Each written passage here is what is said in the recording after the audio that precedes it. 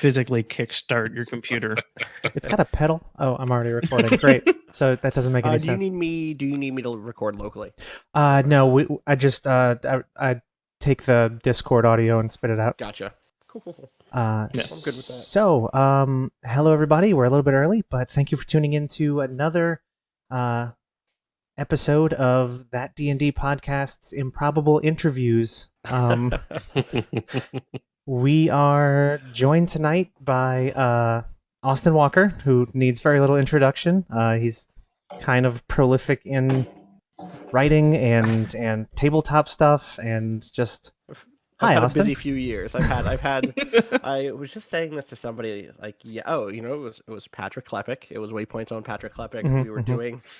We were doing a peek behind the curtain, our annual review, oh hey, how did your year go? How would you rate satisfaction, etc. And I was telling him generally, I'm really thrilled that he took a chance with Waypoint. The Waypoint is a thing that someone that we dreamed up, in kind of together, in a big way, but I'd been at Giant Bomb a year before that. Mm-hmm. I'd been doing stuff with Stream Friends and Friends at the Table, for a half a year before that.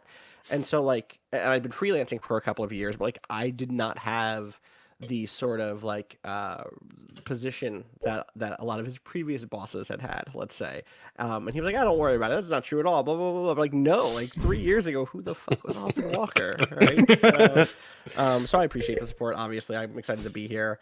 Y'all have we've been trying to figure this out probably for over a year now. I think so. Yeah. Maybe more than that, because I remember at least one time my response was definitely oh, I really want to, but I'm changing jobs. Yeah, I think it was right around the time Waypoint started, and it was just this is not a thing, and it just so happened to line up where we've got 4 interviews in February, and and they're all good. Have you announced who's next? Yes. Next up is Adam Coble. Awesome. I was watching Adam play Monster Hunter not an hour ago, so nice. Exciting. And you just did John Harper, right? We did pretty recently. We did John Harper 2 weeks ago, and then last week was Jerry Holkins.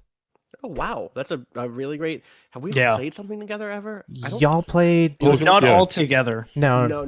I've obviously done stuff with them all separately. Yeah, I was about to say we can make that happen for you. We can work on it. We've got connections. Dude, we'll figure it out.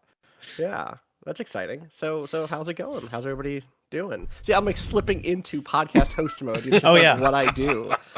Hey, look, we won't fight you if you want to. Welcome to Improbable Interviews here at that D&D podcast. I'm Austin Walker. Joining me today. Let's just do it. Yeah. Let's go.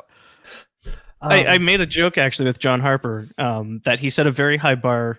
And he's like, yeah, really the only person who can tear me down is Austin Walker. And I was like, well, he's got Gray Shade podcasting and a dozen applicable wises. So I wish I worked more with, this is the real thing is I think about that year before I was with Giant Bomb and I was in the Apocalypse World game with Andrew and John and Adam and who was it?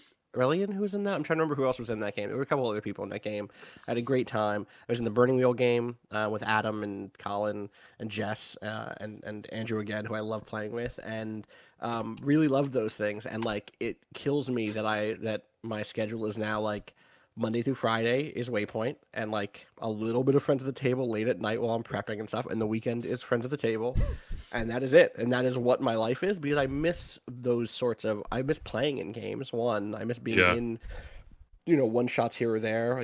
Obviously I've done Tales from the Loop. I've done, what else did we do? We did Dogs in the Vineyard. You've done some. I mean, you've done some fiasco stuff with the Giant Bomb people, and that's right, been. Of course, it's funny because I don't even. That to me is my job still, even though I'm not there anymore. Yeah, and of course, part of what I do for the holidays, besides editorial packages and videos, is I do the game.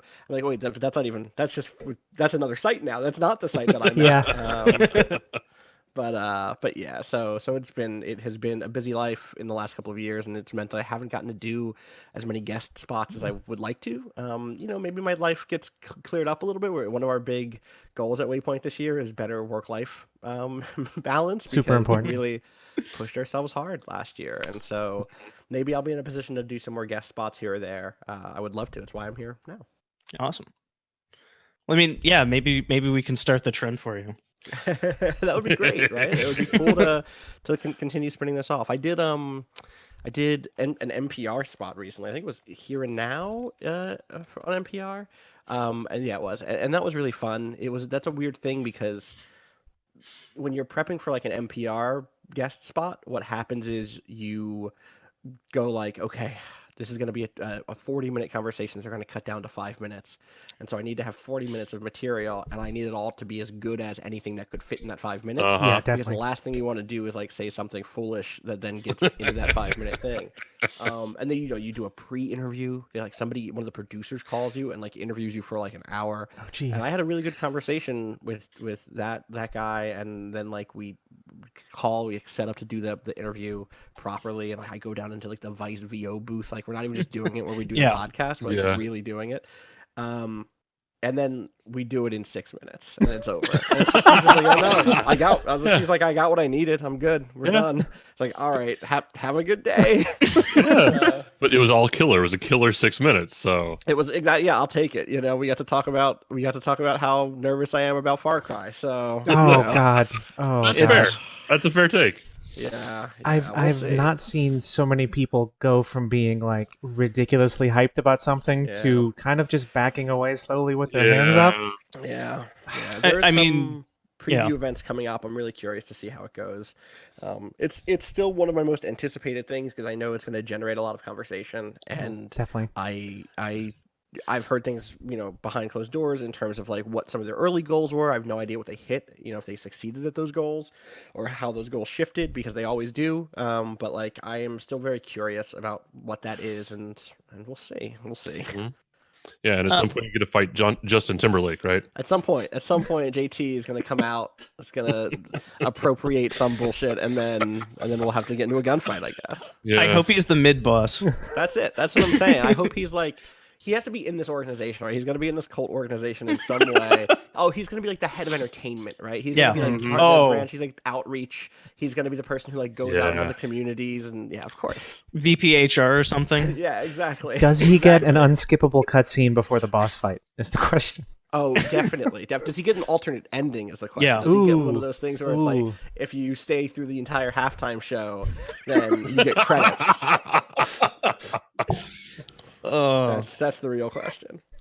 So I mean that kind of dovetails into at your lecture at NYU recently. You expressed a degree of pessimism, let's say, about the state of games or the ability of games to save us culturally from sort of the moment we're in. Yeah. Does how much of that is Far Cry 2 or Far Cry 5 or Far Cry 2? Far Cry 2 also. Yeah. I guess like the answer is like. I guess so partially I think it's a historical answer. I mean, I said this in the Q&A that followed. So, the talk that I gave was fundamentally about this notion that a few years ago I was like this very big proponent of games and I still am a proponent of them, but for a different reason now. Games that engaged with politics and with personal experience, and with struggle and with kind of oppositional attitude, things that looked at the status quo and took those things as target. And I still support doing that. But then I was fairly confident that by making those changes in our small space, we could energize a base that would go out and change things in the real world. And I'm increasingly skeptical of that, because I've seen those games come out and fail to energize the base. And I don't know that it's because these games are bad. Do you know what I mean? Like, I don't think that it's because, the influx of independent games made by, marginalized communities aren't good enough. That means that's why we're not moving out and flooding the polls or joining up with local, political organizations or whatever. And obviously I think that to some degree we could be better still at those things. And maybe there is something that would cross over, and produce that effect. But I think a much more limited, or I just think that they do something different, which is they are focusing tools for us to work through our ideas and to think about problems and to think through politics, and that's useful, but it's no more or less useful than opening up a book or watching a film or having be sitting in the lecture or having a great conversation with someone else who's read and thought and played and written and performed around all of these things. So the fundamental rejection that I was making in that talk was like that games specifically could save us. It wasn't that we couldn't be saved, that we couldn't save ourselves, but it was that I don't know that games in fact have this kind of liberating quality that I think a lot of us hoped that they would. I Yeah. think one of the things I said was that like, we so loved the sculpture that we did not pay enough attention to the chisel, right? Like I've seen games do lots of bad things, Yeah. Uh-huh. Yep. Definitely. and we so much love the good things that come out of it that we kind of don't we talk about being criticality all the time, but don't zoom out that extra step. Like we're able to go like that's a bad game, but we're not really able to go like how do games work? Or, like do games work in this Yeah. case? So Far Cry 5 is not, even if Far Cry 5 was the thing I dreamt it would be. I mean, I think I would like to be in that world where it is the thing that I dream it could be. Yeah. But like, I don't know that playing a game, even if that game was about a white nationalist militia in Montana, like in America, that had where everybody voted for Trump and everyone was a card carrying member of the NRA, and everyone had this like really self-hating devotion to capitalism, and you played an outsider who was coming in and to like join up with local resistance communities and marginalized populations like even the fucking dream game version Mhm. of this. I don't know that that moves the needle. One, come fall, come election season, but two, even in a broader sense, like I don't know that that opens. I don't know that we get to galactic brain, through. It doesn't hurt certainly, and Yeah. I think that it's useful. But again, I think it's just as useful to have films that have a radical or revolutionary character, to have music that does that, and so like games do it too. But the other thing is like they won't do it alone. The thing that actually makes it push that extra degree is like you being the person in someone's life to hand them a book or to go to a protest with them or to tell them about an event that's coming up or an organization that they can join or a policy, to fight against or to back, or a nonprofit organization to volunteer their time to, or for you to do all of those things also, obviously. So like that's kind of where I'm at, is like I want to try to get people, I want to more directly encourage people to put their feet on the ground and not just like encourage that character in them, if that makes sense. Yeah. I mean, I'm curious to hear your thoughts on this, because the old radicals adage Mm-hmm. is agitate, educate, Yep. organize, right? Yep. Uh, And and so like sorry. my question, yeah, go ahead. I'll let you Well, finish. Sorry, sorry. did No, not mean to interrupt. I mean, to my mind, and obviously I'm curious to hear your thoughts on this. Uh, Games can agitate, Mm-hmm. right? It's possible. Like all art, games can Right. agitate. Of course. Yep. Like all art, games can educate. But like most art, games cannot themselves organize anyone. Right. Right. I mean, can I imagine a game that would do that? Hmm. Maybe, right? Like, Yeah. but not. But I can't imagine it emerging and finding audience in our current moment, right? Yeah. Which is weird, right? Because I think it's very hard to zoom out of a moment of history and think about whether or not something is a character of a medium or a work universally, or if it is only that inside of a historical moment. Like, is there a world in which World of Warcraft actually functions as a organizing mechanism, like, or Second Life or The Matrix Online or any of these things?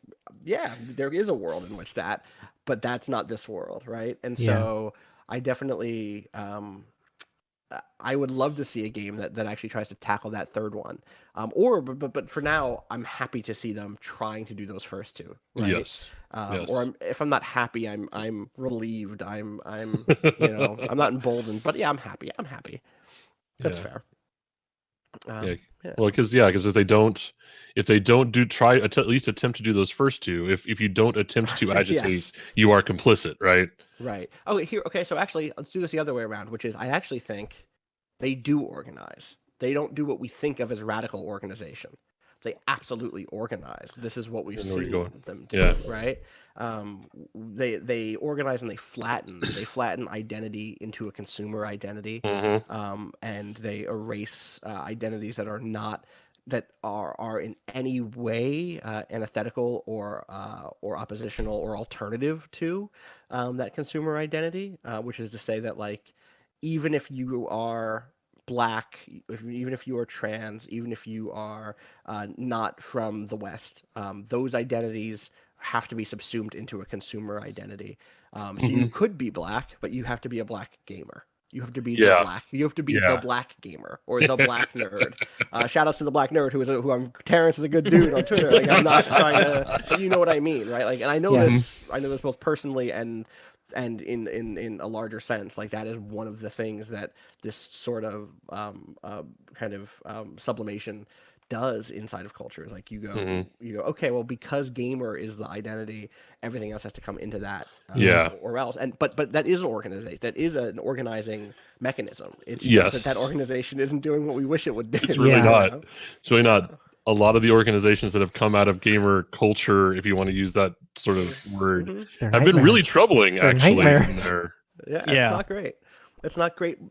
And then like it's tough because in the same way we wouldn't be here, and that isn't an apology for games culture, but like we wouldn't be having this conversation without them. How do we configure things so that more of these conversations happen and less of the doxing and the death threats and the swatting that'd be leads nice to real deaths? Like, so yeah, that's kind of where I'm at generally these days.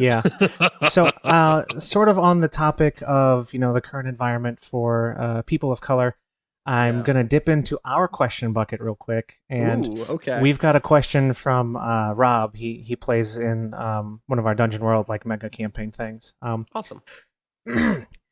He says, so as a person of color, I find a lot of tabletop settings super white. I generally try to play characters that are also people of color to make like a foothold for me in the world. Also, most people make elves and dwarves super boring monoculture that take only the most boring stuff from Tolkien. Now, the thing is, I also play RPGs to be morally questionable or outrageous people, but because that's fun to play. So sometimes I wonder, even if in my fantasy, if I have a duty to be a model minority, like playing the Lester Freeman when I'm really in the mood to be Stringer Bell, or playing Terry Crews from Brooklyn Nine-Nine when I really want to be Terry Crews from Idiocracy. Have you had weird experiences with the characters you play, your relationship with race, and race in world building for your games? Yeah, definitely. I mean, not now. Not that I'm the GM at Friends of the Table, certainly, right?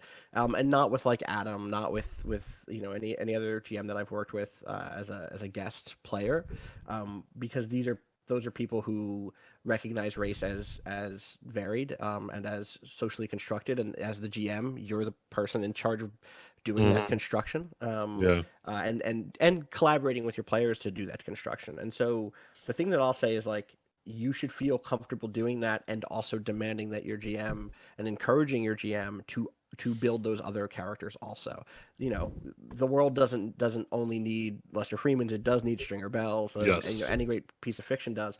But if you're the only black character, if you're only the only character of color, I get why you have that concern. So here are things you can do as a player. Talk about what your family is like. Insist that your family appear on screen. Okay. Talk about what your community is like. Insist that your community appear on screen. Talk about people's hair. Talk about what people's fashion is. Describe what they look like in ways that puts them on screen, or be the person who describes a character. Say that like, oh yeah, can I roll to find a contact here? And then when you do, you be the one who describes them. Say, oh, I actually have somebody in mind for this. Da da da da da da da. They are Lester Freeman. You don't say that, but what you say is like, kinky hair that's grown out. Dark dude with like darker freckles, with like eye bags, and like you describe what he looks like and how he sounds. He has a deep voice down here. Like you do the thing that gives him that character that whoever they are, right? And I think that this is also true across any sort of identity. Like, do your best as a player to insist on collaboration in this way, and that frees you up to be the one who isn't the model, right? Beyond that, especially if what you're doing is playing at your table, like the table should be a space where everyone there knows that what we're doing is exploring safely fantasies and ideas about selfhood and storytelling.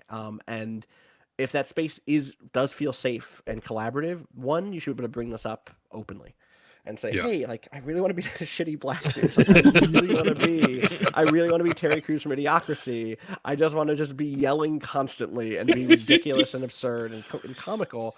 But I don't want to be the only black character on screen. You know, I want to be able to see myself in other characters in this game. But two, on top of that, you should be able to say, like, here's what I want to get from this game. And so even if there aren't those other characters, it's not your job to win that table over or to educate that table. And hopefully you're lucky enough to be playing with people who wouldn't make some strange jump from the character you're playing to how they view the world more broadly. And if you are, then like that's a heavy lift for you to educate on. You know, like that's a toughie. But yeah, so that's my basic answer. I'd say it's the player. You know, one of the things we've been playing Scum and Villainy lately, which is a Blades in the Dark. Oh yeah. Yep. I really love it. And you know, one of the things that I think it was Janine who pointed out. Well, I think it was her. Talked about how one of my favorite, or one of her favorite, and now it is one of mine, rules or kind of guidelines for the player is advocate for the story you want. Right. The book is very clear that one of the roles the player has is to be their own best advocate, is to tell to the table what they want to do. And we've all gotten better at it at Friends of the Table over the years, is saying, oh, I'd really like a scene with blank. I really want a scene where we do X. I really want a scene where we do Y. And that can be really hard to do if you're just starting out in tabletop role-playing games, especially if you're coming from video games where you never, ever get to say that. You never get to say, I really want a scene where Liara and I talk about our breakup, right? Yeah. But in tabletop games, you can do that. You can say, literally, can we do a scene where? It's actually one of the things that I think Allie's been really good at, and I think it reflects her experience, kind of freeform role-playing, form-based, IM-based, stuff like that, because that's all that is. That's all, like, I really want a scene where blank, and then you do that scene. And so, and I think also, like, as we do more freeform games, as we do games like Kingdom and Follow and Fiasco, where it's like scene framing is the key component, the whole crew becomes better and better at that. So yeah, use that toolbox. Like, reach in there, be your own advocate, say you want a scene where blank, and make it happen. You know, and talk with your table. Yeah, talk with your table. Talk with your table. Like, your table should be a place where you can explore these ideas out of character as well as in. Yeah, if your table doesn't have your back, maybe you shouldn't be at that table. Yep, totally. Sorry. Yeah, go ahead, Zach. All right. Well, I guess I'm redirecting a little bit back to the NYU talk. Where specifically you talked a little bit about how fans and gamers really don't understand that much about how games are made and who makes games, right? Especially when you compare them to cinephiles, audiophiles, people who are really into another form of media. Do you think that also holds true for tabletop games? Do you think we know things about? I think we do. But, like, we're talking on a podcast about tabletop games, right? I think the bulk of so, like, this is completely anecdotal, but when I think about when I used to work in a comic shop and a tabletop store and a card game store and stuff, the folks who came in to play D&D once a week as part of, like, the ongoing, like, weekly adventure campaigns, like, no idea.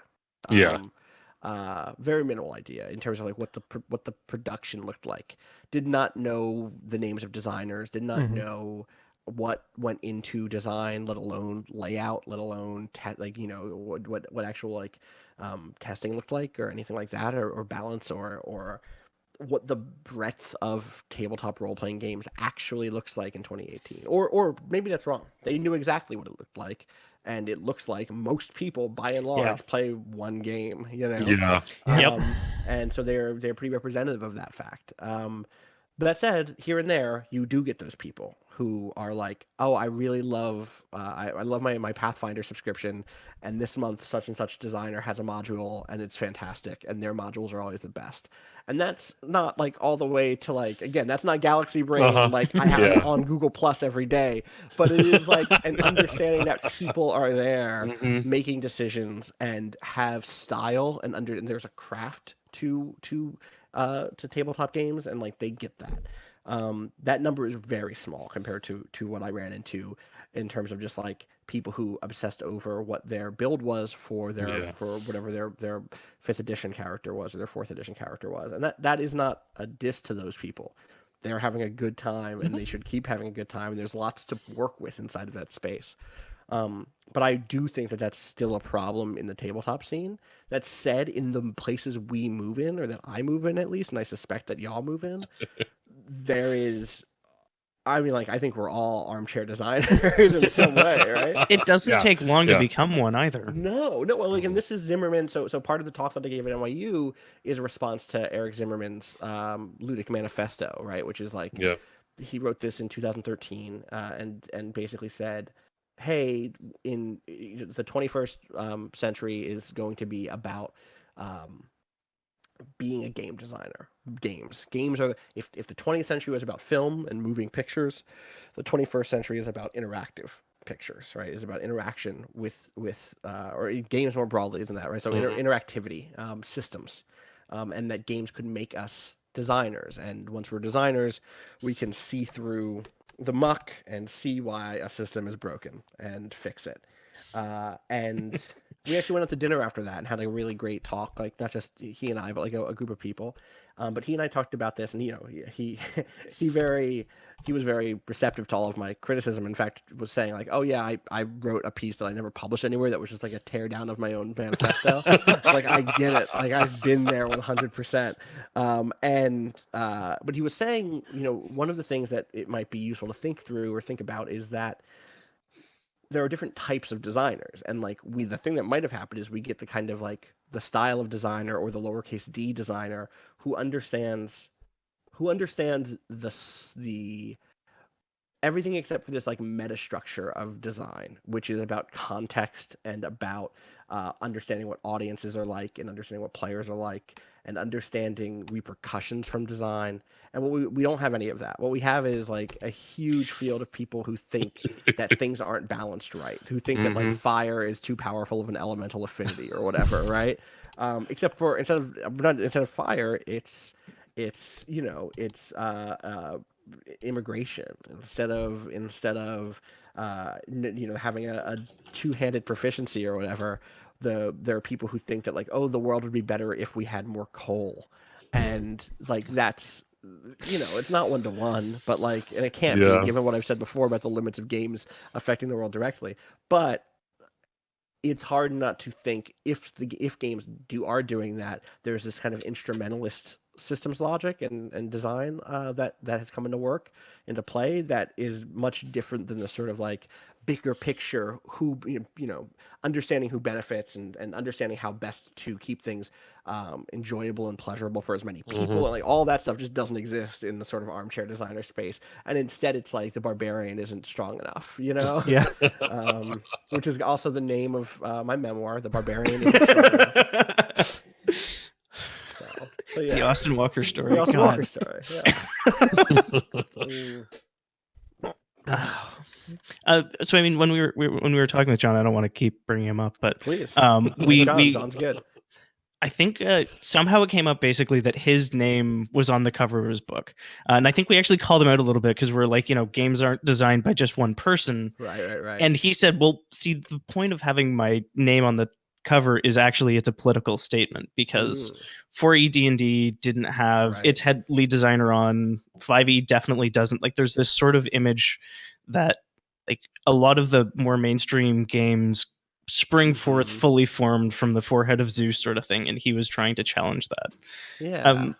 Like, how do you think that sort of is like a fair Yeah, thing to do, or like yeah, and in fact, I kind of think, so I think in the video game space, the obvious joke answer about all of this, the joke reference is the Hideo Kojima Metal Gear Solid 5 bit, which is like Hideo Kojima's Metal Gear Solid 5, a game by Hideo Kojima. It's that Mark Jacobs image, you know what I mean? Yeah. But here's the thing that people forget about Metal Gear Solid 5 that I actually love. Every time you start a mission in that game, it tells you who designed that mission. It tells you who wrote that mission. It tells you who did whatever the music is in that mission. Yep. And so there are credits throughout that game. It's not, and most of it isn't Hideo Kojima. Yeah. Now Blades obviously doesn't do that, but there is a credits page, and like I get the impulse from John at the very least. I think that is a distinctly different thing than the sort of chest beating "I am the grand auteur" thing. And I think that he's right that is a problem inside of kind of the big publishers, the handful of larger publishers who don't always build a profile. I think it's tough because like I know that if I ever did a Friends at the Table book that had everybody on in the crew contributing, I would not be thrilled with cover art that just said Austin Walker on it. Like, right. But I also don't know what the history of Blades is. And so, like, I know what the history of Friends at the Table is. I know how much work I put in versus other people. And I know that it's a sincerely collaborative effort. But maybe Blades is a situation where like enough of that feels like it's John's thing. Like I don't know enough about it. He was very quick to disclaim complete responsibility for it. In fact, we got on that tear because he was talking about how many other people went into the production of Blades that we didn't know about. Right. Yeah. Which is like, well, why aren't they there then? Yeah, I don't know. I feel like that's something he should, maybe confront a little bit. Like I've talked to John about that. That seems like a difficult thing. So here's the other way to do it is to figure out a way to like in Metal Gear Solid 5 name the people in the margin as you go. Yeah.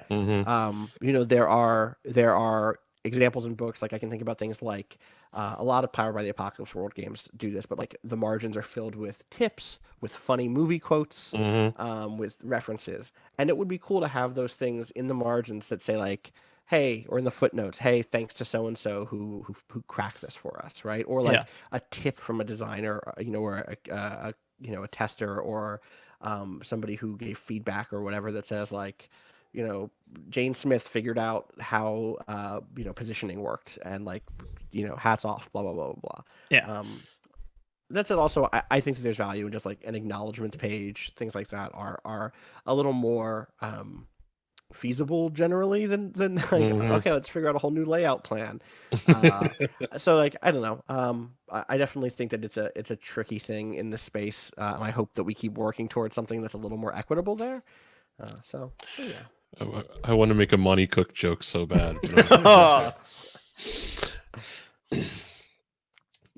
No one would get mad at you. You'd be allowed. I know. Yeah. Well, let's see. The other two folks on here with me and our crew watching know my feelings about Monty Cook. I see. I see. Yeah, bad. Positive? Big fan? Oh yeah, huge. I really think that acrylic hand he sold people over Kickstarter was fucking amazing. height of avant-garde game design was it's postmodern, yeah. Listen, with a giant hand and a deck of cards in a box. Sorry, we got an interview to do. I can't. Right. Okay. So next question, the Book of Vile Darkness. Let's go. Let's jump in. Shit, he's turned the tables again. Yeah. I worked in that store, and not for nothing. Like. Okay. Whoa, that was weird. So you've spent some time, you've been a journalist for a while. You've been playing RPGs. You've been DMing. It's kind of a distinctive collection of skills, hobbies, activities, employment. Do you agree that the primary actions of both of them are kind of like listening and asking the right questions? And then, if so, do you have any techniques you could suggest to somebody who's getting started in either one and is trying to be better at like actively listening and thinking of insightful questions to ask? Yeah, I mean, like, it's tough because there's an almost tautological answer, which is like to do it, you do it, right? Like, and that's true for listening, and it's hard for me to think about how I got to be someone who liked listening. I like to listen to people. I like to hear them unfold whatever they're saying, even when I wildly disagree, even when I am not, even when I don't think it's good, right? Like even like, and I mean that in terms of storytelling. I mean that in terms of. I did that. Sorry. A water bottle. It's fine. It's fine. I should have been listening more closely. I would have heard my alarm hitting it. So I think that part of it is about habit and about like if it doesn't come to you naturally, like to really work on it. And it's hard to work on these interpersonal skills because there's no coach and there's no metrics. It's hard to know like, oh, did I have a good listening day or not?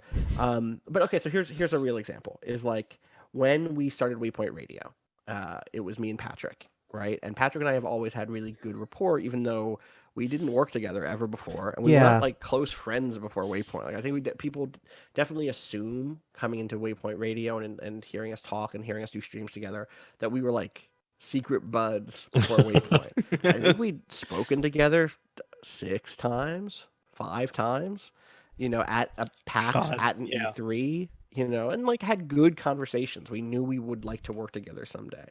But then we got into the studio and it was just like, boom, really good. Then we had Danielle join, and Danielle and I similarly had only spoken a handful of times. And Patrick had like never really spoken to Danielle before that. And so for the first couple of weeks, months on the podcast, I had a serious problem of like speaking over Danielle, but not only Danielle at that point. The shift in the format made me talk over people constantly.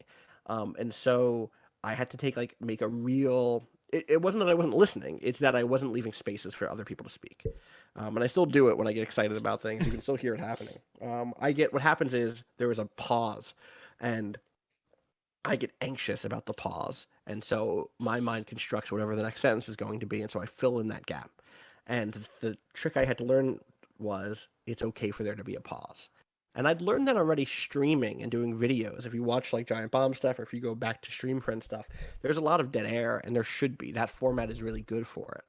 But I had learned it on podcasts, and so making sure I wasn't speaking over what at the time was the only woman on the podcast was super important to get right. And it took me months to get better at it. And I still speak over people sometimes now, but like nowhere near as bad as it was within that first month or two. And it is generally a better podcast for it because Danielle's voice is great. She has incredible things to say. Danica's voice is great. Patrick's voice is great. Rob, same thing happened when Rob joined. Was like, okay, I need to keep leaving spaces for Rob. And so the way to do that was to be hyper conscious of it. And some people say like, well, if you're hyper conscious, isn't that awkward? Like, yeah, okay. It's awkward for a few weeks. And then it's not awkward anymore because you internalize the practice. And so like the answer to being a good journalist and to being a good storyteller and to being a good podcast host and a podcast guest is to be willing to leave those spaces and listen. I think it's a pretty good. I think it's also just like a good partner, a good friend, a good child, a good parent. All of those. Not that I'm a parent, but like I like it when parents are like listen to their kids. It's good. I'd say beyond that though, the other thing is about doing the thing. I spent a lot of time again to do it. I spent a lot of time after college saying I wanted to be a writer and writing very little. And then I started writing, and the economy fell apart, and I couldn't sustain it as a writer anymore. But then I went to grad school and took in a lot of debt, and then I decided to start writing again. And when I did it, I saw results. My writing got better. I was able to find some freelance work, and that's not to say that like, oh, the only thing holding you back is like just do it, and it's fine. But you can't succeed at it if you're not doing it. And so that is true for anyone who wants to become a writer of any kind, whether journalist or fiction or just essaying, whatever it is. And that's also true for running games and for doing podcasts. Like I get anxious sometimes when we give people tips about what to buy to start a podcast in terms of technology, right? Like, oh, you need the Behringer, blah, blah, blah. Like, I get it because I need to make those purchases myself. But what's more important is that you speak into a microphone with some people you like and that you roll some dice or that you call the developer and get an interview or that you play the game and take notes while you're playing and then turn that into 1,000 words. Like the practice is the thing and the doing it is the thing. And you will not do it right. You will do it wrong and you'll beat yourself up over it. And it is the only way forward is to do it wrong and to do it until you do it right, or until you do it to a way that's you're satisfied with it. So that's my biggest advice for all of this stuff, for anything the thing is that you want to do, is to start doing it. And that's again, I think that is a meaningful hurdle and reflects, and it's a hurdle that is shaped by whatever your societal position is. It's why I refuse to insist on buying nice microphones to do podcasts. As much as I wish the first few episodes of Friends at the Table sounded better, we would not have made that podcast if we were insisting on saving up money to start making the podcast. We were the exact same way. It was cobbled together equipment, and the way I figured is, if you can have fun with friends using shitty equipment, it'll be an infinitely better thing to listen to than shitty people with good equipment. 100%. 100%. That's the lesson, right? Like, and I wish we could go back. Trust me. I wish we've dreamt about it. We've said, like, so for people who don't know, who haven't listened to Friends at the Table, the first season is rough because all of our equipment is bad. The first, like, 4 episodes are so hard to listen to. We've thought about it. We've been like, all right, what if you just re-recorded every one of your lines and we just dropped them all in? But no, like it's the thing it is the thing it is. It comes from that. It should stay that probably.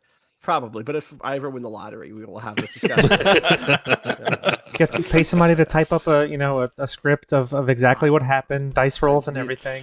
Yeah, exactly. I mean, listen, transcripts are a thing, right? Like they're a thing that have continued to be a thing that is hard for us to figure out how to do, but we're very committed to doing them right.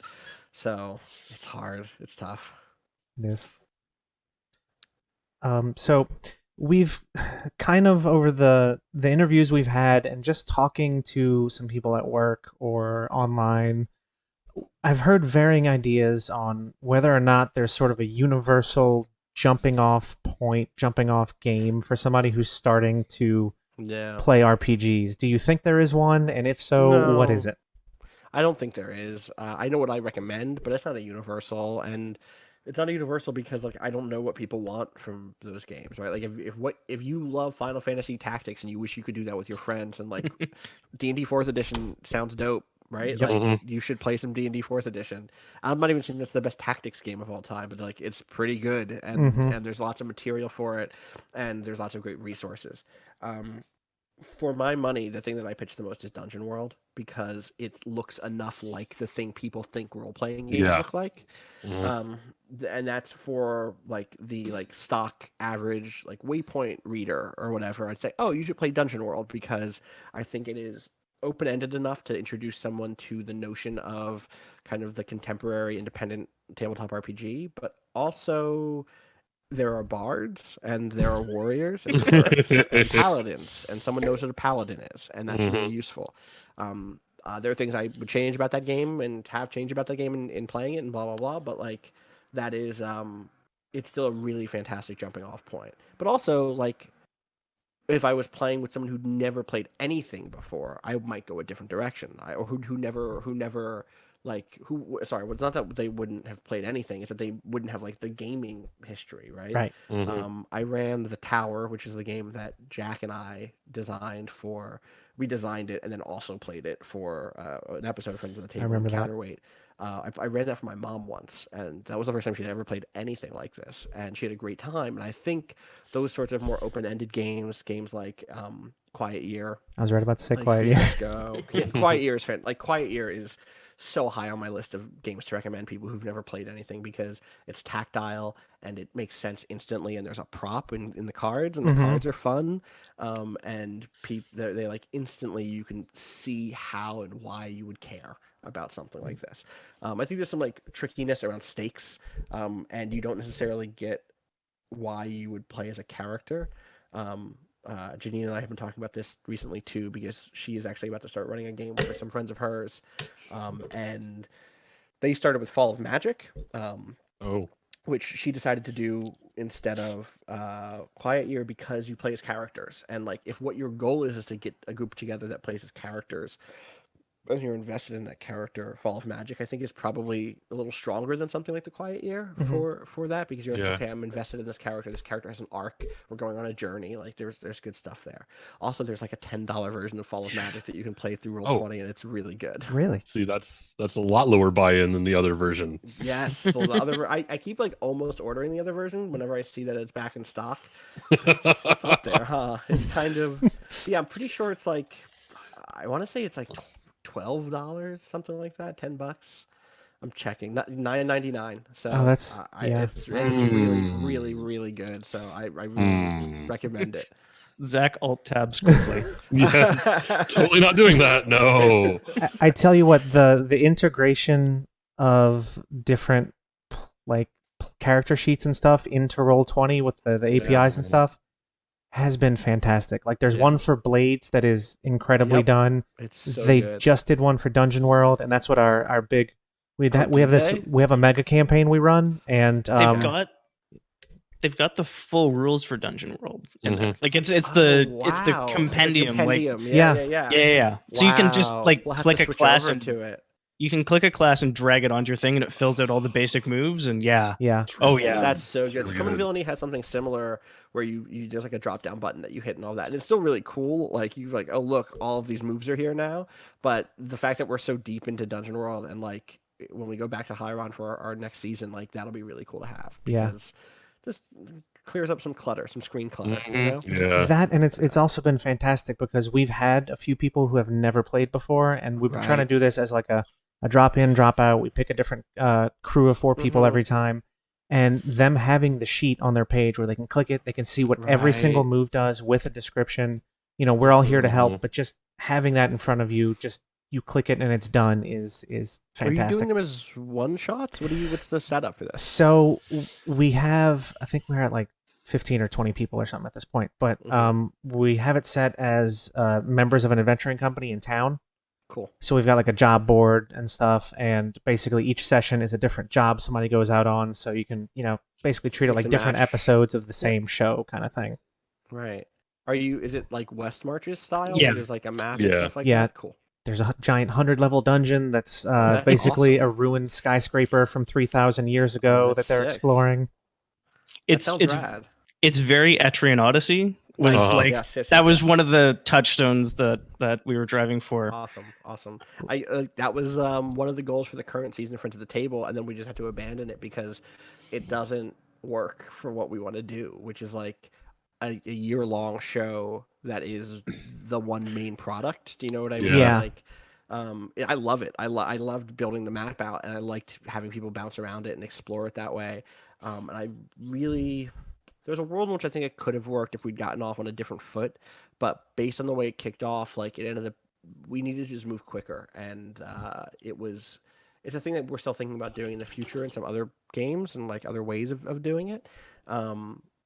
But it turns out that running one episode a week that's 2 hours is just like not enough. You don't have enough time or space to actually do the thing, otherwise, I mean, this is one of those things that's wild. Like, again, I don't know how up on the show people are, but like we got through 2.5 arcs between June, or like between the summer and end of year. Wow. That's nothing, right? Like on each side. So like 5 total or 4 total, right? Yeah. 5 total, because it was like, maybe it's like 6. Anyway, the point is like two per side that were really like, oh, here is the arc about going to this weird space like rehabilitation facility. Here's the one that's going to a space satellite where there's like a jewel mining operation. And like that's it. Whereas in my head it was like, oh, every week we're gonna go to a new place. Like, no, it's not how it's gonna play out. Like, it's insist on playing tight. It's really hard to find a balance. And the thing is, since we swap the roster between sessions, I have to try to make jobs basically that can be completed in 3 hours. Yep. And that's become Does a it feel thing. like you are limited in terms of nuance because of that? A little bit. I try to still keep things surprising, but there's only so much extra crap you can add for them to explore, and and then of course they explore the stuff you didn't have anything prepared for. So I'm like, so no, there's just robot replicas of the entire town there. That's weird, but they're not active. They're not. Yeah. Welcome to my Nier game. That was I basically get it. the inspiration for last night. Was Nier, and also they're trying to replace the people in town who are trying to survive. Nice. Awesome. Our Discord has an Emil emoji now because of that session. So good. That stuff is so good though. Like I that is why I love what we do. I love playing games. I love playing role-playing games because of how you have to be on your toes, and sometimes that's the best stuff that comes out. So many of my favorite memories are from stuff that no one could have predicted or that no one planned on, and it happens all the time. It happens all the time. I just finished a session last night, which was one half of the Twilight Mirage game, and it was the party found a solution that I did not anticipate they would find at all. I gave them the problem without any notion of what the end game would be. Yeah. And they knocked it out of the park. And it was a solution that I could have never anticipated, but thankfully had done enough prep work so that once they were on that route, I could then begin to fill in the gaps to get them to a satisfying resolution, because there were other players in the world that could help tie it together and justify the end game that they were fighting for, they were pushing for. Also, they were cool mechs, so always makes everything better. Oh yeah, listen, it has been a mech heavy couple of games. I've been very excited about that because I like mechs, but also because we did we figured out how to do them the right way. Yeah.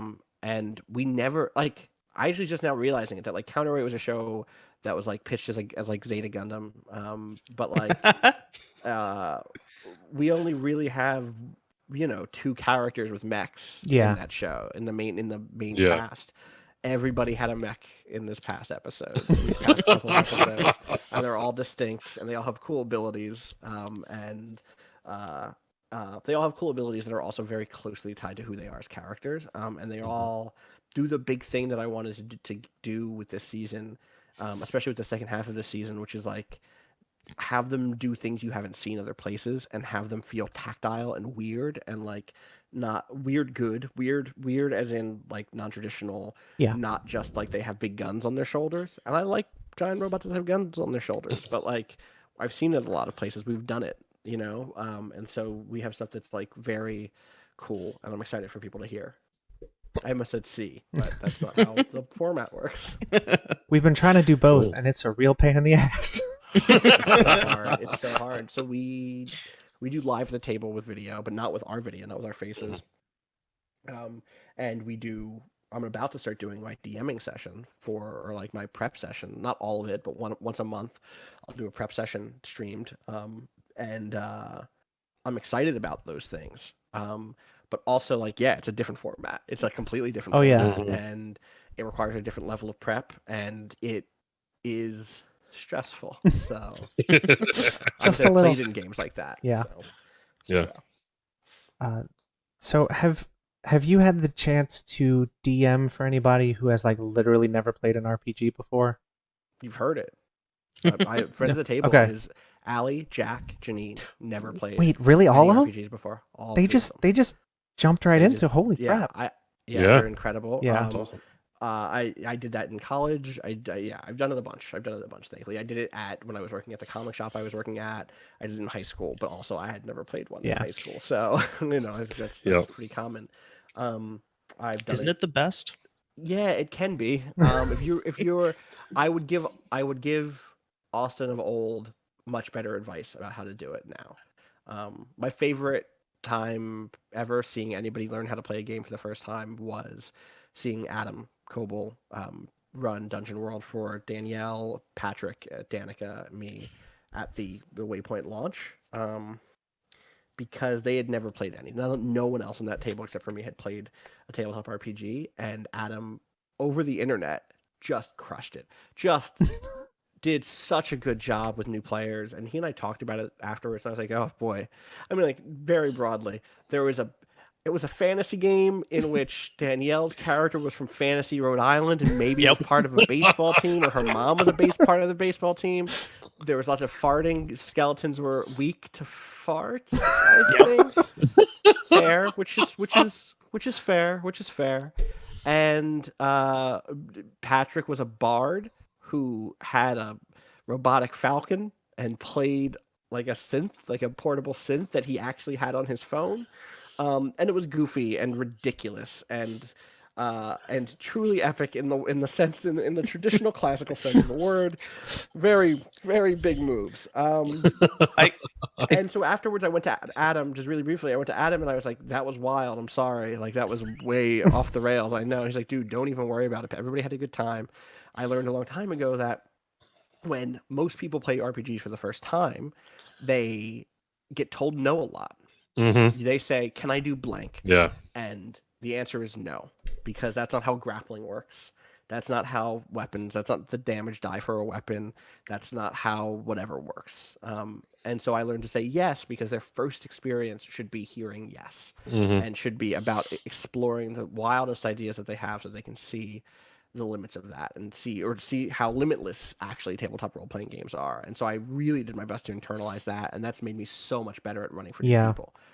I just ran for Dan Reichert, which was not his first experience, but like was very similar. Yeah. Because it was the first time that he'd played like non D&D. He played Pathfinder briefly, but like very, very, very briefly, and was like very antagonistic to the party. And so like being like having him go just like, a little, just a little bit, having him say like, "Oh, I want to shoot this train into this building," and me not saying no and instead saying like, "Okay, how do you want to make that happen?" is like, "Oh, that's what this is. We still have to get there. I can't just snap my fingers and have it happen. I have to go do it." Yeah. It's like that, like clicked it in place for him. So yeah. I'm sorry, you had a question though. Well, I was just gonna say you just buried the lead on the spaceship in the Waypoint 72. I forgot about the spaceship. Oh, there's a spaceship. If anybody watching this hasn't seen that, check it out. It's really good. Adam so beautiful. Yeah. David posted it in the chat, so it is there. Just click it. Thank you. Well, not now. Yeah, no, stay here for now. After. I want to shout out a weird thing. I want to shout out Danny Brothers, who was a Vice video producer and not cinematographer, but like camera operator, director of photography. And it's beautiful. It's like so beautifully shot. He made that whole like stream look so good. He also was the DP for the 8-hour stream we just did recently. But being able to shoot Dungeon World like that, and then even the most impressive thing for me was we streamed Sherlock Holmes Consulting Detective with special guest Sam Barlow, who was the dev on Her Story. And if you don't know what Sherlock Holmes Consulting Detective is, it is a tabletop game, board game, sort of board game, where you are playing the Baker Street Irregulars, who are a group of ragamuffins who are off to help Sherlock Holmes solve crimes. And you can you kind of go around a map. There's a whole map of London. You go and interview people and blah blah blah. It's really cool. And we got to shoot that as like the sun was rising in New York through this giant window. And it just looks, and we had coffee, and we'd like, morning breakfast, and it was just like perfect. It was just so beautifully shot. And it's always been a dream of mine to do an actual play of Sherlock Holmes Consulting Detective where you could just see the map. And so that was, and all the newspapers. It's so good. So look that up also if possible. Cool. I'm gonna have to I'm tempted to just be like, yeah, it's a bad internet connection later. Peace, gotta go. Yeah. Going through a tunnel. So I wanted to. So you mentioned like, Dan, I wanted to shoot this train through a building. You're like, what does that look like? How do you want to get there? Yeah. That hits me as like Burning Wheel's intent and task system. Oh, totally. So I mean, like, do you think it's important for a DM to play, a bunch of different systems to see how different things can be handled, so they just have a wider toolbox? It was important for me to do that. I don't know that it's important for DMs to do that. It was important for me to get to become the DM I am. But also, like, I have a very surface knowledge of a bunch of different systems. And so, like, there's always the risk of trying to import something that just doesn't work the way you think it would, because you kind of only half remember it. But I don't think there's a negative. I don't think there's a downside really for like actually internalizing a bunch of different systems like that. And playing is the other thing that I think DMs need to do. And it's why I beat myself up for not playing as much as I want to in terms of being on the other side of the GM screen. We will run one shots with you. I promise you. There's probably I probably have 20 people who would throw up at the chance to come play a game with you. What does your April look like? Fucking bad because it's bad and it's oh shit, it GDC, is. and it's, Yeah, it's okay. not good. It's bad. It's so I'm worried about it. We have to start. I need to make sure we record like an extra Bluff City so that we can make sure that hits. Anyway, I think it's valuable to play a bunch of systems, run a bunch of systems for that exact reason. That like Burning Wheel is exactly the sort of game. I've never run Burning Wheel. I've tried. It's always fallen apart it's always fallen apart during character creation or after character creation because I've always run with people who probably just don't care enough about Burning Wheel to play Burning Wheel. I There's a Burning Wheel game that happens in this apartment every week, and I'm not part of it because it was happening literally last night while I was running Twilight Mirage, while I was running Seven Villainy. I like disclosure before I like stand for Burning Wheel because I think it's a great game. I live with Tor, who edited Burning Wheel, so like I have a closeness to that game, and I think it's fantastic. And also, I don't know that I'll ever run it because I've learned so much from it, and I incorporate what I can into other games. But it's very, I don't know, maybe that's not true because the Adam's Burning Wheel game was paced so well, and was such a good way of introducing like. All right, so there's a great example too. So if y'all watched the first Roll20 Burning Wheel campaign that Adam Coble ran, two of the people in that game had never, Jess and Colin had never played a tabletop game before, and that was both of their first games, and they played Burning Wheel first. Yeah. Which is like wild to think about, but they did so well. They took to it so well. I think because of kind of the sort of task system, right? Like Adam really communicated like what it meant to have an intention and see if you could how were you going to succeed with that.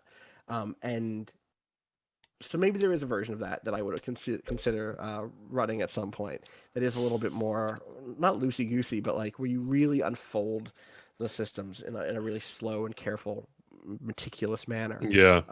But more important than that, I think running a bunch of things is playing in a bunch of things and being very close to your play and remembering what it's like to want something and not know how to put it into words, and not know how to advocate for yourself, so that you can be the advocate for the players that the players are having a hard time being. So yeah. Yeah. Also, maybe that's right. Larry says I thought Jess had played before in the chat. That might be right. Jess may have played before Colin. It might have been Colin's first time. Yeah. Also, running and or playing a bunch of things gives you those. It unlocks those wises so you can fork them in later That's 100%. Listen, that's like not a joke. It's totally true. It really is. The sprawl made me clocks wise. Blades was real easy to pick up after that. So you know, the clocks are part of you forever now. They're forever ever part of me. I have a question that sort of dovetails into that. So I was watching you. I believe it was one of the morning Waypoint shows where you and Patrick, I believe, are the ones having the conversation about the new Monster Hunter. Yep. How it's more accessible than it has been in the past, and like the tension between accessibility and depth. Yeah. In video games, and depth as a reward for players, essentially. Right. Totally. Do you feel that there's an analog in RPG or tabletop RPGs? Yes, but also it's important we understand depth as broadly as possible, right? Okay. So in video games there are a handful of very popular verbs that get used, things like sword slash and bomb toss and like, punch a person and climb on the back of a monster and stab it. It's so limited that climb on the back of a monster and stab it, it feels like an incredibly rare thing, right? Yeah. Like, oh wow, you can climb on the back of a monster and stab it, and you're like, yo, this game is incredible. I can do so many things. And so when a video game has a bunch of systems like that, learning them and internalizing them and engaging with them over the course of dozens of hours can feel really intense and powerful, and feel like there's a reward for all the work that you put in.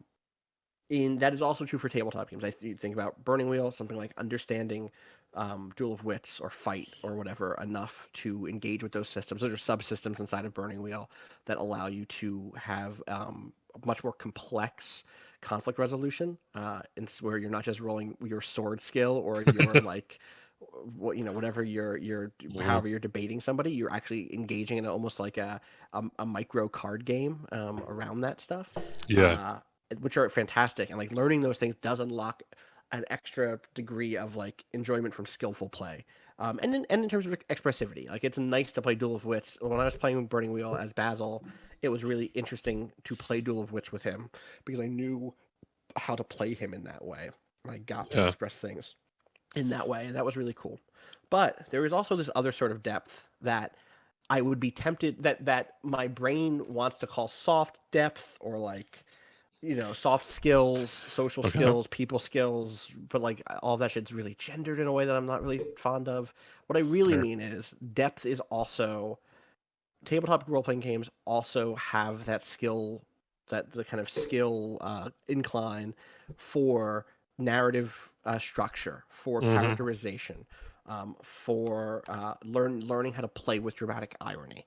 All of those things are also a sort of Yeah. weird accessibility to depth option. It's very easy to say, I shoot him with an arrow, and it's very hard to like work to turn that into a scene that means Yeah. something. To when you kind of unknock the arrow and it shoots through the air and you describe it, and you as a player or you as a GM are able to turn a single arrow into something that like makes your players well up. That is, or makes the rest of the table well up if you're a player. Or you're not even well up, like cheer and joy, and not as a result of the Mm-hmm. of the dice, but in the fact that you let go of the arrow to begin with, right? That you followed through. That's a skill, and that has an incredibly high skill ceiling, and is often very hard because I grew up playing video games and practiced at it all Mm-hmm. the time. Yeah. There are not a lot of intro to tabletop role playing game like performance and narrative design, and like you don't have those experiences until you're at the table for the most part. Yeah. Except to say, if you do study film, if you do like reading fiction and thinking about characterization in books and in film and in theater and stuff like that, and so like those are the skills you fork in. If you are theater wise, you can fork that into your Yep. tabletop role playing. Yep. Otherwise, you don't really have that skill set. And so I think it's actually really hard to get into role playing games in that way. And so it takes a lot of work. But like Mm-hmm. when you do, just like Monster Hunter, I think that's really well rewarded. What I love is role playing games are such that there are at play or at offer games that appeal. Often the same game can appeal to someone who just wants to really shoot the arrow at the goblin, and the person who like wants to shoot the arrow and then burst into tears like, I can't believe I shot the arrow. Like I'm thrilled that those things that exists in our space. Cool.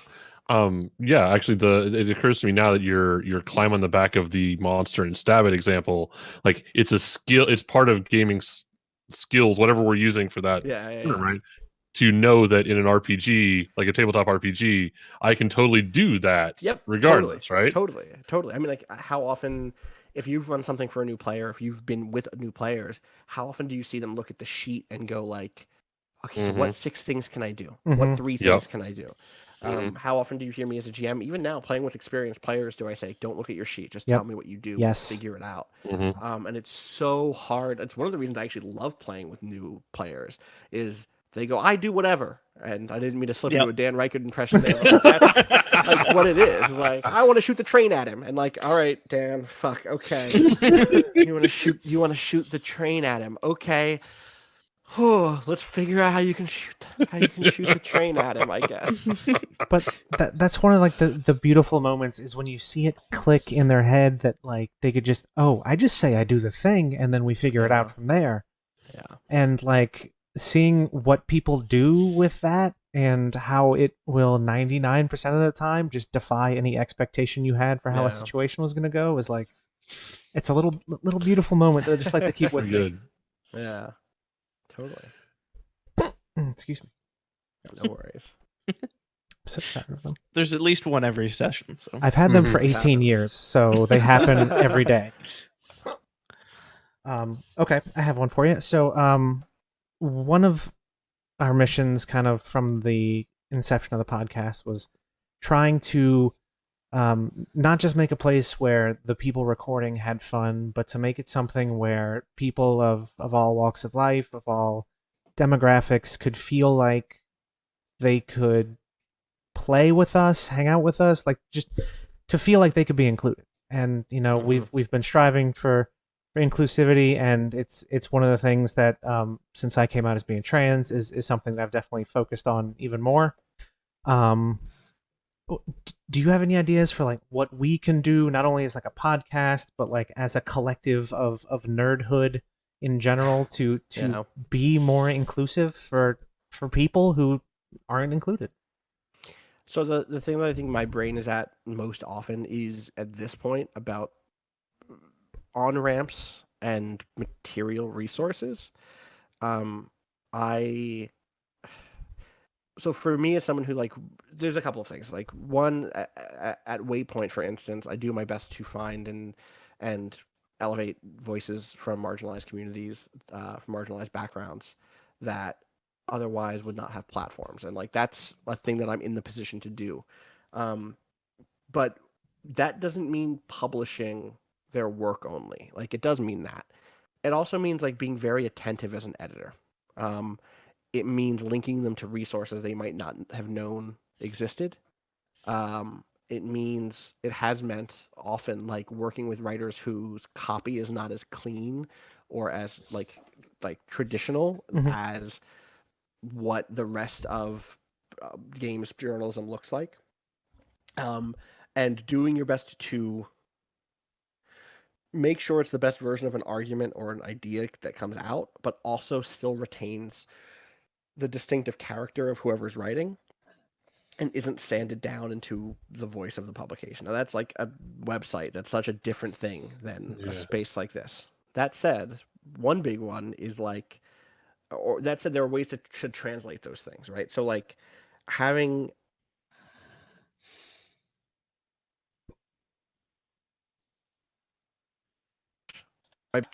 Oh, I'm back. I'm back. Apologies. Oh, I thought you were like really lost in thought. No, It was the really thinking. it was like no, my computer started to fall asleep. It's fine. We're good. I'm back.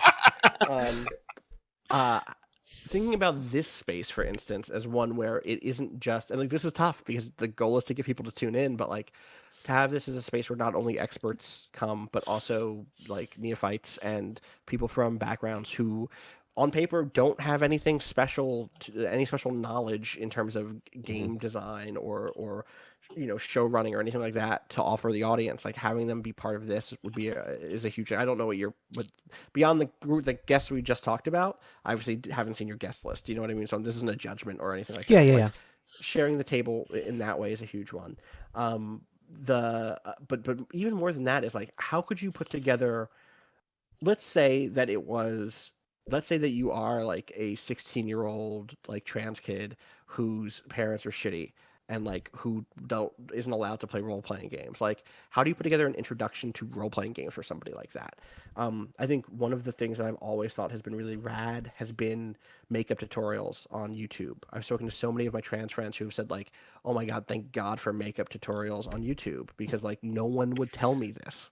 And what's that look like for role playing games? What's it look like for role playing games for people who come from like deeply religious backgrounds who were not allowed to play role playing games, or from impoverished backgrounds who could not afford to buy $50 RPG books? What sort of PDF resources can be made available for people who have like a tablet but don't have a decent laptop even? You know what I mean? Like things like that. Access to and explanations for compendiums like the Dungeon World one, or any sort of open source or books, stuff like that. And then like events is the other one. Like if you played in enough things, if you run enough things, try to find places nearby where you could go run an event.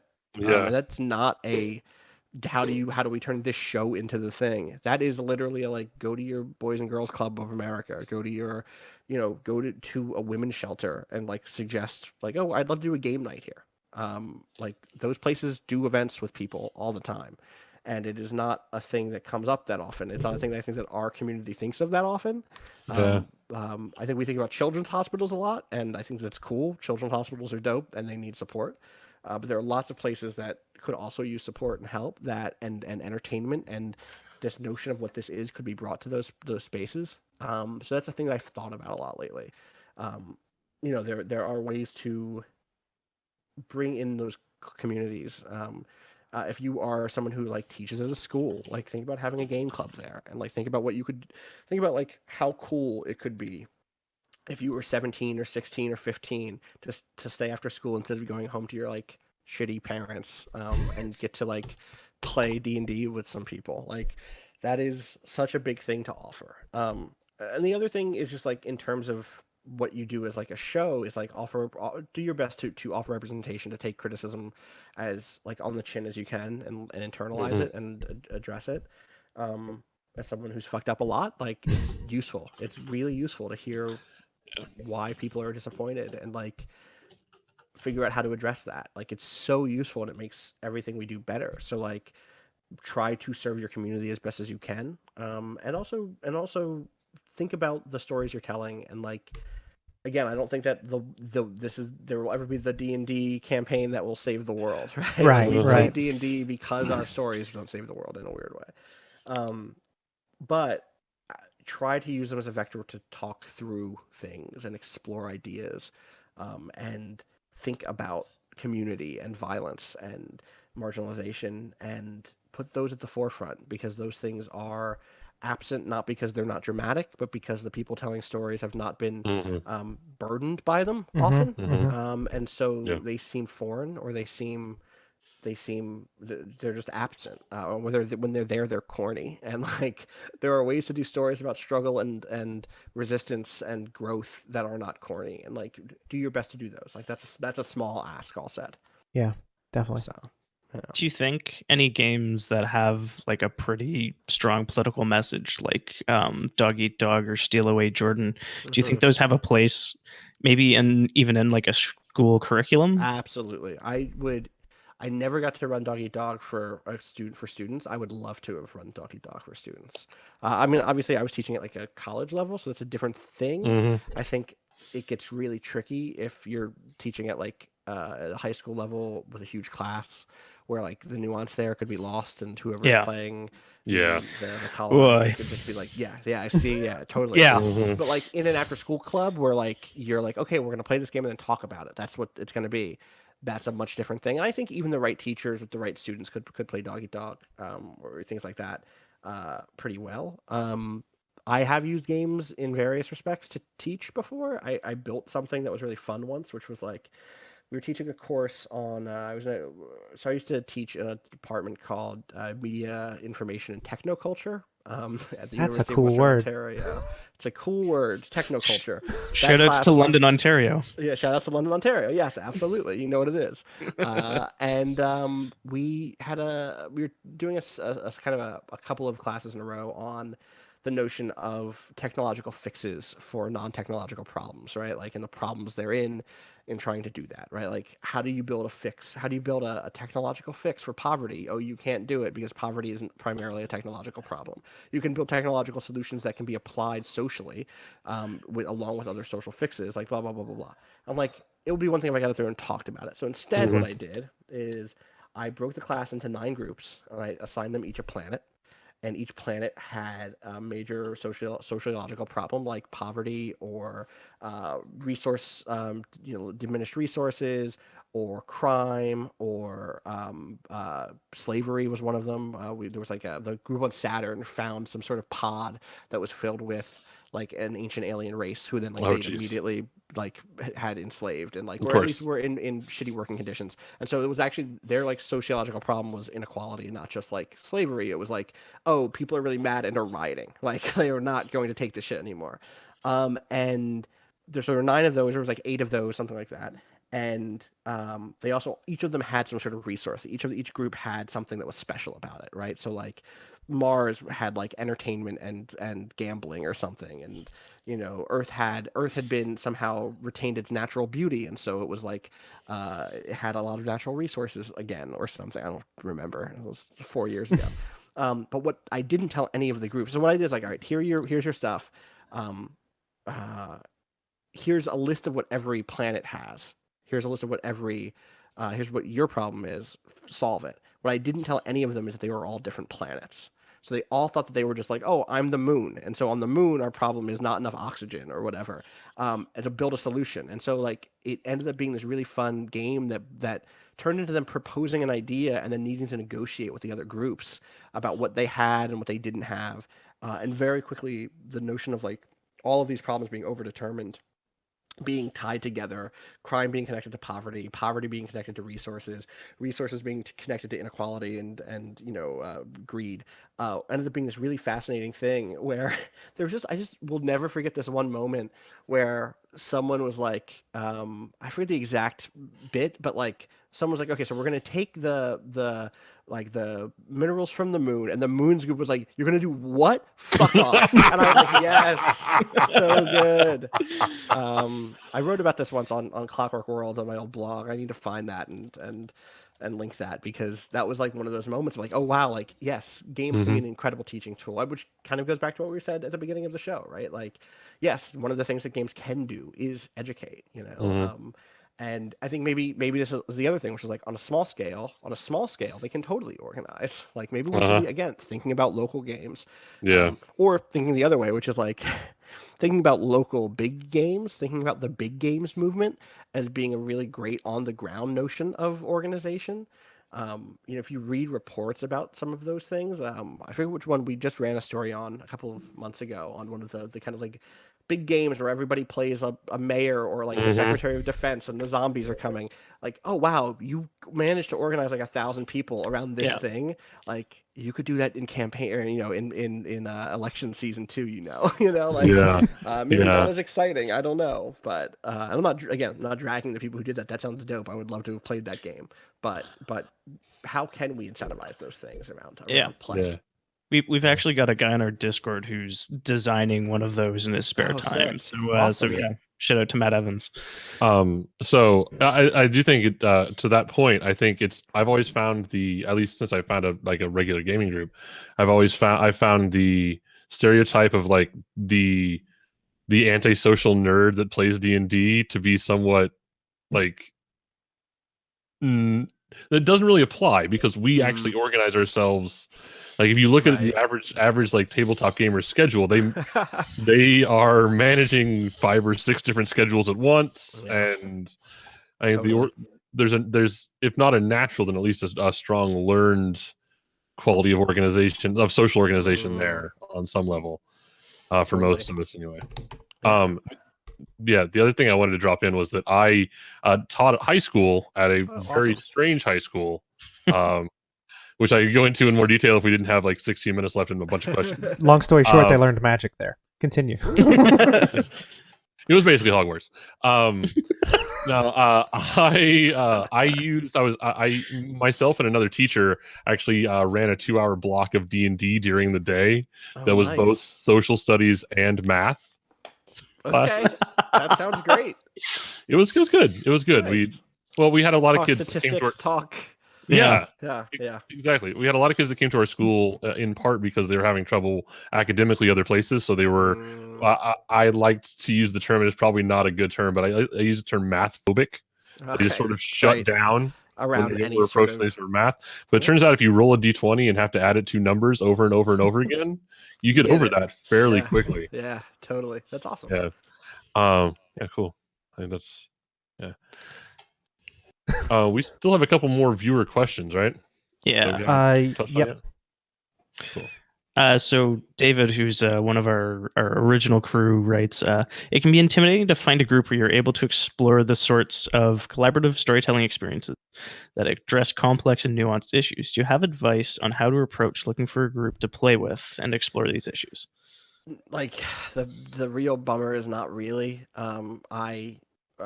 We joke, but like it's called Friends at the Table for a reason, which is like we happen to be really good friends outside of the show, and I wanted to run games for my friends, and it turned out to work. And that's rad. The trick is like the same way you find a group for anything, for like going to the movies, and it's hard. It's hard to make friends, and it's hard to. Maybe it's even harder because like, it's like, what if you want to? It's like you're not just looking for a friend to go to the movies. You're looking for a friend to go to the movies and also then have the 2 hour long talk over coffee about what everything in the movie means and what your favorite shot was and like whether or not you thought the casting was a good call and like, hey, don't you think that B plot was like a little racist? And like that's hard to do. It's hard to find those people in your life. That said, maybe the answer is like to flip it around a little bit is like who do you have in your life who you're already good with those things? How do you introduce gaming to them? And we kind of talked about that earlier. There are lots of ways to do that. So think about doing that. If you already have those people in your life who are interested in like talking about politics, talking about meaning, talking about identity, consider trying to turn them into people who play tabletop role playing games. It's hard, but it isn't impossible. But it's so hard to make friends as an adult, especially new friends, especially ones who like you know enough about to feel because it's going to be hard to bring them to the table and then be like, all right, now put on your orc voice and let's talk about like discrimination. You have Yeah. you have to make yourself vulnerable in front of them, which is Oh, yeah. a really hard thing to do. It's hard to do that with people that you could make yourself vulnerable for in other ways. Yeah. Right? Yes. Like Yes. it's hard to be like again, if I go back to pre-Friends at the Table, which was like me, I wanted to run a game for Allie. Friends at the Table comes out of me originally wanting to run a game for Allie and Janine because we were friends, and that ended up not happening. And part of it was just like everyone felt foolish in a weird way and like childish, and I hadn't run anything for them before and didn't have the right vibe, and it didn't work. It just didn't work, and it wasn't gonna work. And so like part of it is even with people that you're not necessarily who are people who you're happy to be vulnerable with, it's a new sort of vulnerability, and it takes work. But I still feel like it's going to be easier to bring those people in that you already are friends with elsewhere.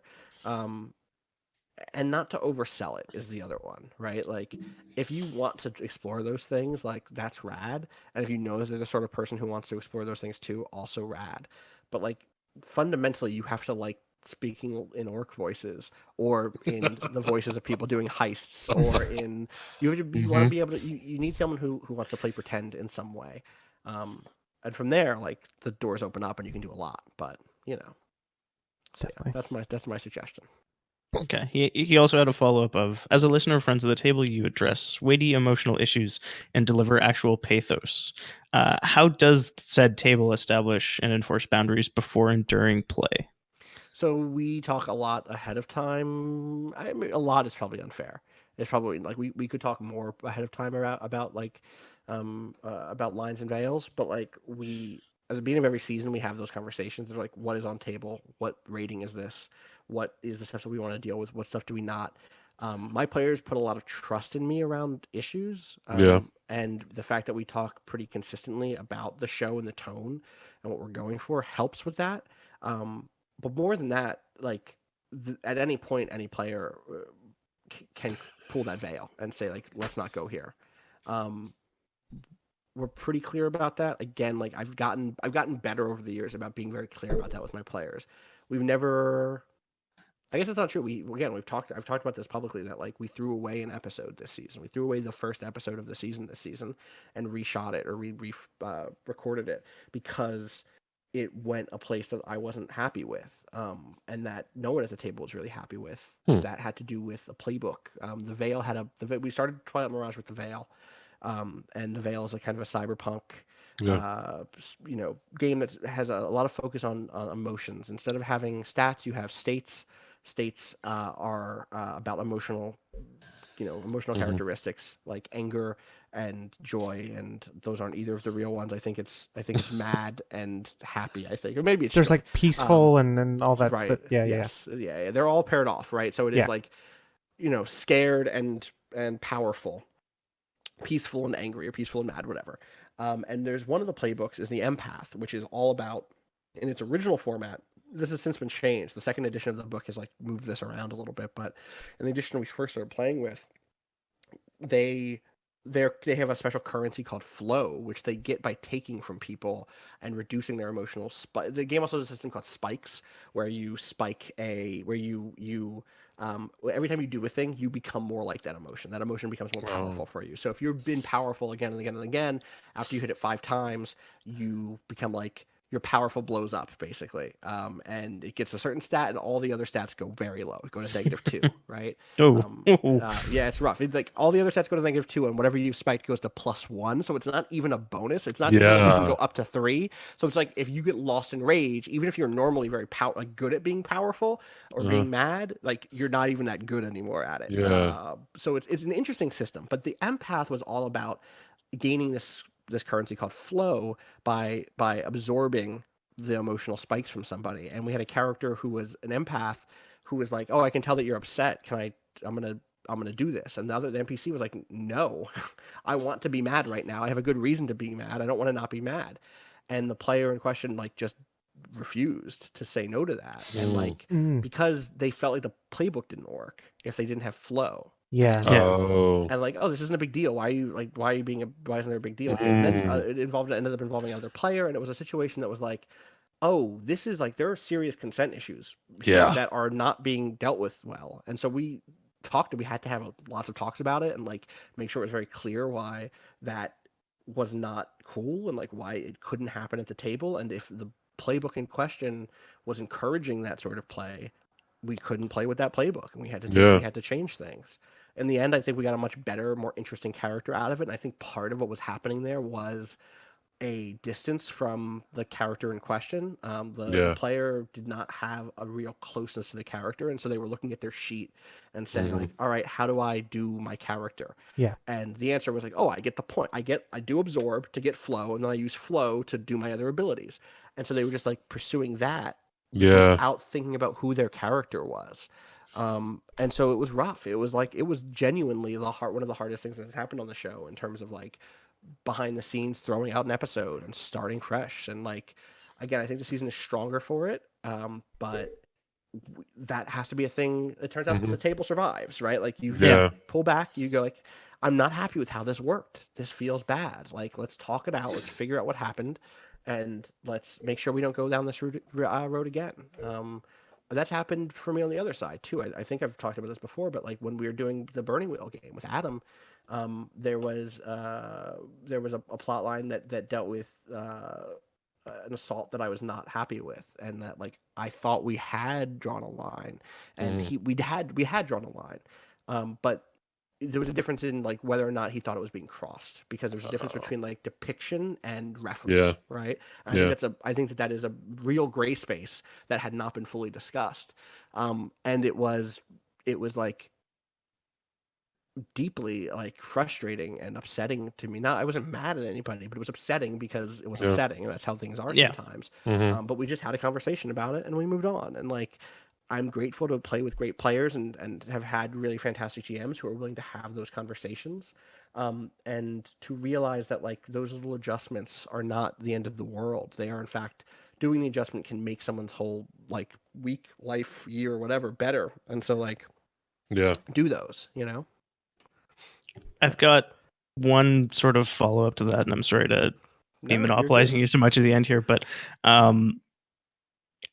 in a live show, if you were doing sort of like a live Twitch stream of this, how do you think you would handle a line being approached and possibly crossed like that? Like, do you think you'd want to take the stream down, or would you I'd go to break. I don't know. I think I would go to. Okay, so here's what I would say. I'd go to break. We talk about it off camera, off mic, and then I would ask the parties involved if they'd be willing to talk about it on mic, so that we could talk through what the decision was. Right? Like, the thing that's different is we get to release one episode a week as our friends at the table, and so that's not a live situation, and it was also the second episode or first episode of a new season that we pitched as being hyper optimistic, or like optimistic in terms of where the previous season had left off. So it was one of those things that was like, oh, we can't do this. Yeah, this is a utopia. We're not going to force steal people's emotions. And like, you know, obviously we have done our best to complicate what this is a utopia means without falling into psych. It's a dystopia, which is not boring, but like we've done it. We've done that story. That story exists. That story is fine. I like that story. But like we're doing this other story, which is like there can be multiple utopias that conflict, and like what is utopia a final state? Is it a process? Is it a dream? Like what is it, and how is it most useful to us? but that couldn't be First Blush. First Blush couldn't be Mhm. a lovable scamp who was cool with like breaking consent, stepping all over consent, Yeah. like explicitly. And so like we tossed it, and like again, I think if we were doing it live, I wouldn't pull the stream down, but I would go to break and then talk through it off mic, and then bring back and see if we could work through what had happened. And if we couldn't, I would then, if it was already out there, do a follow-up session that did talk about it and had a statement of some sort about what had happened. You know? I'm mostly asking because I'm curious, because I mean, if it's okay with all the players, obviously having sort of a live talk show effectively where you talk through like, this is a thing we ran into, like that could be really valuable for the space. So we've talked about it in a Tips at the Table episode or two, which is our Patreon tips show, and I suspect it will come up in a big way during the Twilight Mirage post-mortem once the season is over, because the whole season would be different. That character would still be there and is a completely different character than the one who took his place. And so like, yeah, I think that will come up, and I do think that you're right that it would be instructive. It's just like one of those things of and we thought about it. We absolutely thought about like doing content warning up top on this first or second episode of the season, and just letting it and running with it, and thought about like, oh, we'll just reintroduce the players a new character next time. We had all sorts of thoughts around it. It's why I'm willing to talk about it now. Like, it's not dirty laundry, it's process. Right. And it's important to understand that process is imperfect, and that we always have to like work at it. There's no cruise cruise control on this, you know what I mean? There's no easy mode. You still have to do it. You always have to do the work. So yeah, that also speaks to the comments you made earlier about the YouTube makeup tutorials. Like, this is a thing you might run into at your table. Totally. Here's how we handled it. Yep. Totally. More of those would be great, honestly. Yeah, definitely. I guess the other thing is like, those are probably out there. I just haven't seen them, because I haven't looked recently. But because you don't have time. It sucks. Like, honestly, it's deeply frustrating. I was just saying this to somebody else the other day, that like, I miss having the freedom of time to spend hours reading forums about game design, and read every new piece of games crit that comes out, and reading tabletop books just because I think they sound interesting. Yeah. Not because I want to do something with them, Yeah. It's hard. It's it's a problem I'm happy to have, but it is a problem, and I think that I'm duller for it. I'm less sharp, I'm less connected, and I need to figure out ways to make time to keep that connection real, Yeah. I know we're kind of bumping up against your hard exit time, so we don't want to, keep you longer than we've agreed. Before we say goodbye, do you want to plug several things? Oh, sure. I'll plug all the things, I guess. Thank you, first of all, for having me on. I had a really great time. If I had it in me, I would stay up longer, but no, I definitely understand. Maybe we can shoot for another one sometime, and we'll be best friends forever. Seriously, let's stay in touch. We'll figure out something. You can follow me on Twitter at Austin_Walker. You can follow the tabletop RPG show that we do at friends_table.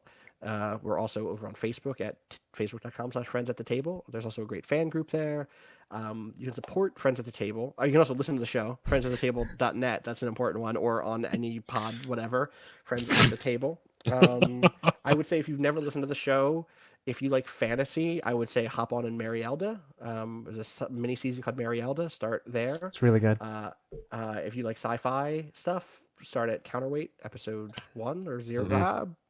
Counterweight, yeah, episode 1 is fine, because we do the world building in a separate file. Anyway, and if you really are just like, I want to hear people as characters immediately, then do Marielda episode 3, because that is the one where we start playing Blades in the Dark.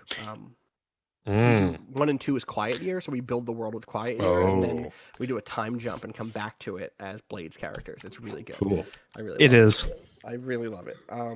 Then other stuff. If you want to support Friends at the Table, if you've been listening to it, if you like it, you can support us at friendsattetable.cash or patreon.com/friends at the table, or friends_table. I forget. It's late. Check both of them. One of those things. Friendsattetable.cash will get you there. There you go. That's all you need. Yeah, exactly. That's what you need. It's .cash. It's .cash is my new cryptocurrency. Please. Join the blockchain. Join the blockchain. All right, so print this video out and mail it to yourself. Exactly. I'm shocked we don't have a really bad tabletop RPG called Blockchain yet. So also, Friends of the Table.cash, the Patreon will let you support us, and we'll also give you an access to a bunch of other shows that we do. If you like Friends of the Table, the basic edition, awesome. It's there forever. It'll be free every week. No ads. Like, we did not want to do any ads because we are prima donnas and we don't ever want to break up the show with ads. I'm happy to not have to do that because of the support of people. We have other stuff though with the Patreon. We have a show called Bluff City, which is a monthly tabletop show that has no permanent system. It takes place in a fictionalized version of Atlantic City that exists sometime between like the late 70s and the early 2050s. And it floats between those times and spaces really effortlessly. Okay. I think Dark City. I don't know if you've ever seen Dark City. Yeah. Like Dark City exists in like 1915 and also in 2007, basically at the same time. Like, it's people in hoodies on ancient subway cars next to people in like, fedoras and stuff. And it's a similar vibe here, but 70s through like the mid 2000s or mid 2050s or something. And we use different systems to show different sides and times of the series. So like, we opened on a Fiasco game, and since then we've done everything from Noirlandia to we're in the middle of doing Action Movie World now. And it's been really fun and it's been really cool. So look forward to that. More of that. Friends of the Table.cash. We also do a live game every month. We've done Misspent Youth. We've done what else have we done? We've done Downfall, which was really great. We've done Golden Sun stories. Yeah. The one that's Yeah. your Japanese. Okay, Golden Golden Sun Sun stories. Golden Sky stories, which was really great. Got there. We're in the middle of doing Fall of Magic. Fall of Magic has been really great. And then we also do, for people who like love the old school Friends at the Table, where we just like had way more goofiness at the table, which we don't cut out. That's just like it doesn't happen as often because we're more like dialed in on our characters these days. But we started recording the bits before we clap to synchronize the podcast. The Clapcast. We release it every month as a Clapcast. Those range between like 9 minutes and an hour and a half. The most recent one was like me and Art Martinez Tebble, like reading about Jack Kirby characters on the internet, and then the whole crew like reading reviews of Spencer's gifts and looking at the Spencer's Gifts website. And that is for $1. You get that for $1. We wanted to make sure there was a level of support that you could have. That's like, you get a thing for $1. Like, that's all. And you get access to everything else for $5 basically. And there are other tiers that give you everything from maps to like special notes and like music demos from Jack DeKeat and like chat logs from us. It's a whole thing. So go check that out. Other than that, you can also support Waypoint, waypoint.vice.com, twitter.com/waypoint, facebook.com/waypointvice, youtube.com/waypointvice. It's like you do this occasionally. Twitch.tv/waypoint. Thank you to Boen for letting us use his track, Miss You, off the EP Machine. No. God. We did steal Waypoint colors for our OBS overlay. Waypoint colors are good. Don't even listen. Don't even worry about it. Somebody else took those colors, and that was way more of a bummer. And I forget who it was, but it was like... It was someone who was like, come on, y'all, come on. Y'all have money. Yeah. Y'all are like a company. You could do better. And that was like it was a different thing. We've been trying to tailor the overlays to the people we're interviewing. So Andrew actually took awesome. the Waypoint colors and overlaid it on like a backdrop of New York City. It looks great. I love it. Thank you you so much for this is my home right here. Waypoint colors plus New York, basically. So yeah, check that out. I really appreciate it. We do streams every day. We do podcasts 2 to 3 times a week, depending on the week. And we do lots of editorial stories. If I said you should go read anything we've put out in the last month, I would say go read Duncan Fife's piece on Police Quest 4, which was a Sierra made adventure game that a lot of people at Sierra didn't want to make because they made it with Daryl Gates, the former LAPD police chief who presided over the Rodney King beatings and the LA riots, and also just years of systemic racism and abuse. He was a shitty guy, and he helped make that game. It's a fantastic story. And if you've never read anything from Waypoint ever, go do a search on the internet for Waypoint D&D. And you'll find a story called, actually, you just do a search for Dragons in the Department of Corrections, which was one of our launch stories. It was written by a freelancer named Elizabeth DeClear, and it's about the ways in which prisoners in American correctional institutions play D&D without having access to dice, without having access to rule books, often without having limited access, and it's just like such a fantastic, very human-driven story. And we also have a really great documentary about some of the subjects of that story, playing Pathfinder for the first time after release, after coming out on parole. That is just like, these are just cool people who love games and who are like trying to live their lives as best as possible. And for whom gaming has been a place to work on themselves and to learn how to socialize in different ways. And so go read that. That's called Dragons in the Department of Corrections. So check those out. That's all of my plugs. I think that is it. we actually had a series of questions on your Department of Corrections series that we didn't get to. Maybe next time. Next time. Yeah. By the way, I just want to make sure you know before we quit stream, the blockchain is an artifact in Dungeon World now, officially. Oh, good. Thank you. Yeah. Thank you for that. If you roll poorly, it actually permanently steals some of your stats. Oh, that's brutal. Oh, Yeah. no. Yeah. That's unbelievable. Like I think it rolls you down to whatever the next lower modifier number is. Oh my god. It's Yeah. rough. But Why would you ever invest in the blockchain?